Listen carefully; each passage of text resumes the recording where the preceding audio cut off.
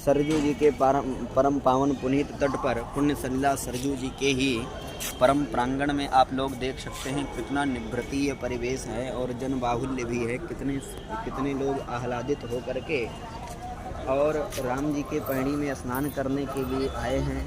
वास्तविक रूप से या अयोध्या जगती तले तु वसुधाम वैकुंठ तो ह्यामितः। शास्त्रों ने कहा है कि अयोध्या जी साक्षात परब्रह्म स्वरूप हैं।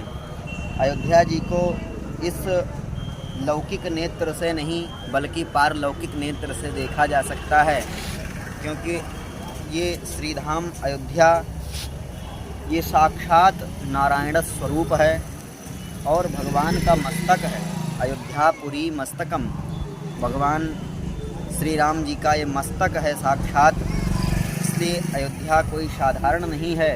कहते हैं कि सरजू जी में स्नान करने के लिए एक बार लक्ष्मण जी ने भैया राम जी से कहा कि हम सोच रहे हैं कि गंगा जी में स्नान करें।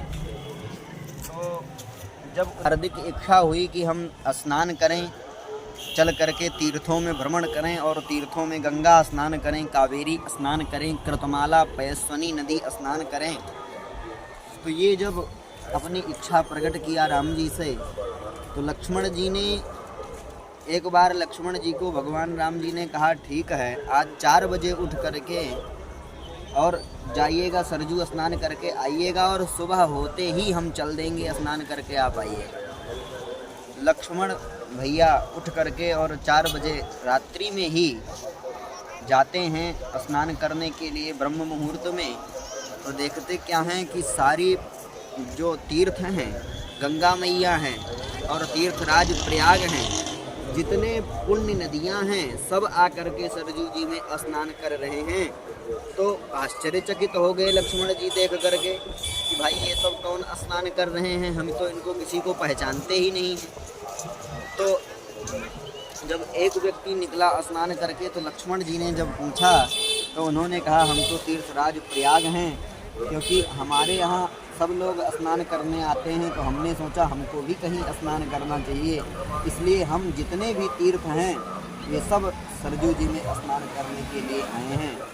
अतः सरजू जी की महिमा तो ऐसी है महाराज कि जितने देवता हैं सब स्नान करने के लिए, और जो भी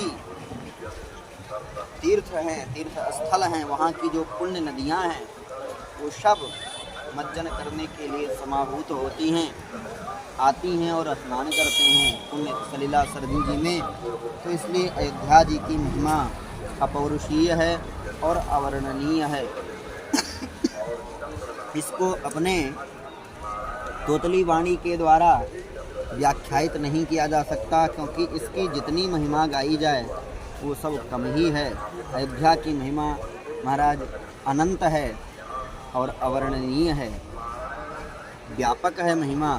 तो ये मुख के द्वारा नहीं वर्णन किया जा सकता है, क्योंकि ये स्वयं भगवत स्वरूप है। अयोध्या च परब्रह्म सरजू शगुणः पुमान् तन्निवासी जगन्नाथ सत्यम सत्यम वदाम्यहम्। यहाँ के जो निवासी हैं वो तो महाराज जगन्नाथ भगवान हैं, और एक ही बार नहीं कहते हैं सत्यम सत्यम वदाम्यहम्, 2 बार सत्य सत्य कह करके पुष्टि कर रहे हैं। इसलिए ये सत्य है, सत्य है, सत्य ही है महाराज। अकारो ब्रह्म रूपस्वात् धकारो विष्णु रुच्यते।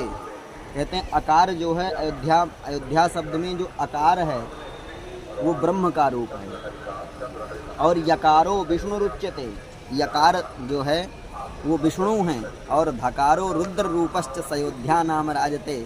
और जो धकार है अयोध्या में जो धा है वो भगवान विष्णु का रूप है, इसलिए अयोध्या स्वयं ब्रह्म स्वरूप है महाराज। इन्हीं शब्दों के साथ ये दासवाणी को विराम देता है और निवेदन करता है समस्त भक्तों से कि आप आकर के और अयोध्या का दर्शन करें। निश्चित तौर पर ऐसी भावना जब हमारी सुदृढ़ होगी तो भगवान की कृपा निश्चित तौर